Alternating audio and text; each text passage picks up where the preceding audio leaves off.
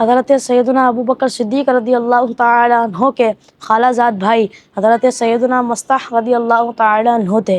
حضرت مصطح رضی اللہ تعالی عنہ بہت غریب تھے، اس لیے حضرت سیدنا ابو بکر صدیق رضی اللہ تعالی عنہ ان کی مدد کیا کرتے تھے۔ حضرت ابو بکر صدیق رضی اللہ تعالی عنہ کو حضرت مصطح رضی اللہ تعالی عنہ کی ذات سے تکلیف پہنچی۔ بتقاضۂ بشریت ہو جاتا ہے کہ میں ایک انسان کی مدد کر رہا ہوں، پھر بھی وہ مجھے تکلیف پہنچا رہا ہے۔ اس تکلیف کے بعد آپ نے ان کی مدد کرنا بند کر دی، اور جیسے ہی آپ نے مدد کرنا ختم کی تو اللہ تبارک و تعالی نے قرآن پاک میں آیت نازل فرمائی۔ اللہ تبارک و تعالی ارشاد فرماتا ہے وَلَا يَأْتَلِ أُولُو الْفَضْلِ مِنكُمْ وَالسَّعَةِ أَن يُؤْتُوا أولي القربى والمساكين والمهاجرين في سبيل الله وليعفوا وليصفحوا ألا تحبون أن يغفر الله لكم والله غفور رحيم۔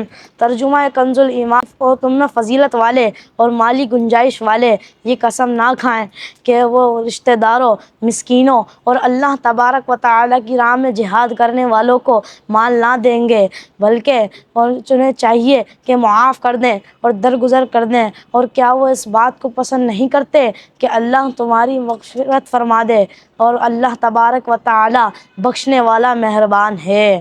اس آیت کریمہ میں حضرت سیدنا صدیق اکبر رضی اللہ تعالی عنہ کے بلند شان و مرتبہ بیان ہوا ہے، اور اللہ تبارک و تعالی نے آپ کو اولو الفضل یعنی فضیلت والا قرار فرمایا ہے۔ اور اللہ تبارک و تعالی نے پھر فرمایا وَلْيَعْفُوا وَلْيَصْفَحُوا، اور معاف کرو اور درگزر کرو۔ اور اللہ تبارک و تعالی نے پھر ارشاد فرمایا اَلَا تُحِبُّونَ أَن يَغْفِرَ اللَّهُ لَكُمْ، کیا تم اس بات کو پسند نہیں فرماتے کہ اللہ تمہاری بخشش فرما دے؟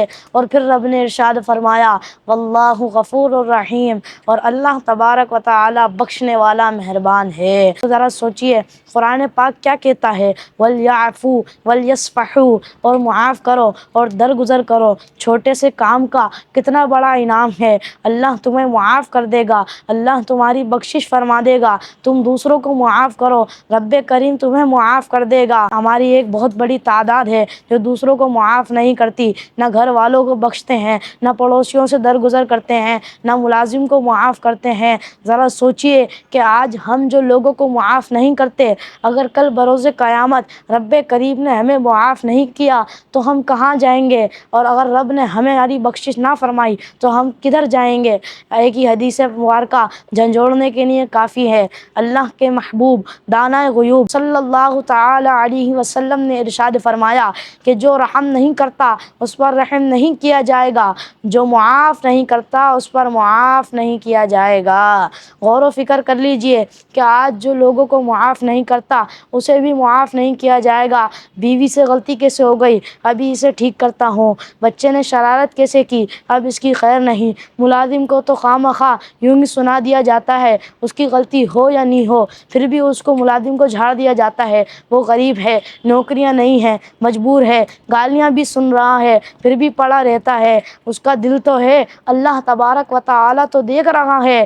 ذرا سوچئے کہ اگر اس نے رب کی بارگاہ میں شکایت کی تو ہم کیا کریں گے؟ اللہ تبارک و تعالی تو دیکھ رہا ہے۔ اور اللہ تبارک و تعالی ارشاد فرماتا ہے وَلْيَعْفُوا وَلْيَصْفَحُوا، اور معاف کرو اور درگزر کرو۔ آئیے ایک اور حدیث مبارکہ سنتے ہیں۔ ایک صحابی رضی اللہ تعالی عنہ نے اپنے غلام کو مارنے کے لیے کوڑا اٹھایا تو پیچھے سے آواز آئی۔ آپ نے پیچھے مڑ کر دیکھا تو پیارے آقا صلی اللہ تعالی علیہ وسلم پیچھے تشریف فرما تھے، اور میرے آقا علیہ الصلوۃ والسلام نے ارشاد فرمایا کہ جس طرح تم اس پر قدرت رکھتے ہو، تم سے زیادہ اللہ تبارک و تعالی تم پر قدرت رکھتا ہے۔ اللہ تبارک و تعالی سے ہمیں ڈرتے رہنا چاہیے اور اللہ تبارک و تعالی کی فرما برداری کرنی چاہیے۔ صدیق اکبر رضی اللہ تعالی عنہ نے جیسے ہی سنا فوراً آپ نے اس بات پر عمل کیا۔ یہ ہے صدیق اکبر رضی اللہ تعالی عنہ کی شان۔ اللہ تبارک و تعالی ہمیں صدیق اکبر رضی اللہ تعالی عنہ کی سیرت پر عمل کرنے کی توفیق عطا فرمائے اور ان کے فیوز و برکات سے ہمیں مالا مال فرمائے۔